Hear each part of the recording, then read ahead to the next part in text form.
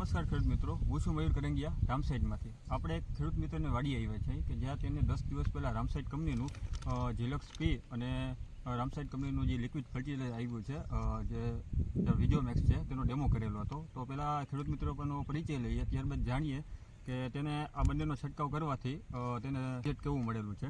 તો પહેલાં તમારો પરિચય આપજો ને. નામ મારું માંડણભાઈ લાખાભાઈ કનારા ને અહીંયા આપણે આ ડેમો કરેલો છે.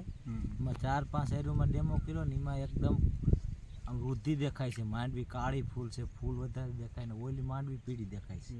હવે 10 દિવસ પહેલાં આપણે જે ત્યારે રામસાઈડના 2 પ્રોડક્ટનો ડેમો કરેલો હતો, તો જેમાં ડેમો 5 રૂમ આપણે ડેમો કરેલો છે આમાં, અને જેમાં નથી કરેલો તેમાં તમને તફાવત દેખાય તો એક તો મગફળી જે ઓલી ડેમો કરેલો છે તેમાં એકદમ કાળી મગફળી છે અને જેનો મગફળીનો વૃદ્ધિ વિકાસ સારો છે, અને જ્યાં ડેમો નથી કરેલો ત્યાં એકદમ મગફળી પીળી છે અને વૃદ્ધિ વિકાસ ઓછો છે. પીળી દેખાય છે. આજે પ્રોડક્ટ વાપરો તમને સારું રિઝલ્ટ મળ્યું, તો બીજા ખેડૂત મિત્રોને શું ભલામણ કરશો? આ પ્રોડક્ટ વાપરવી જોઈએ કે ના? હા, વાપરવી જોઈએ. મેં ભલામણ કરી છે ને હજી કહું છું કે આમાં આ સાટો આનો બહુ રિઝલ્ટ સારું છે.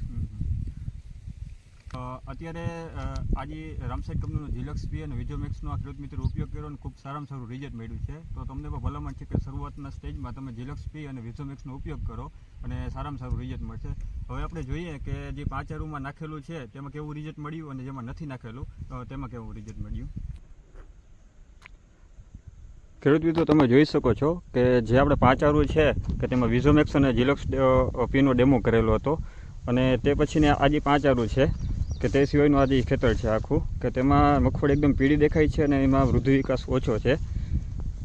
આ તમે સામો ફરક જોઈ શકો છો કે મગફળીની અંદર ઝિલક્સ પી અને વિઝોમેક્સ નાખવાથી આપણને કેટલો બેનિફિટ મળ્યો છે.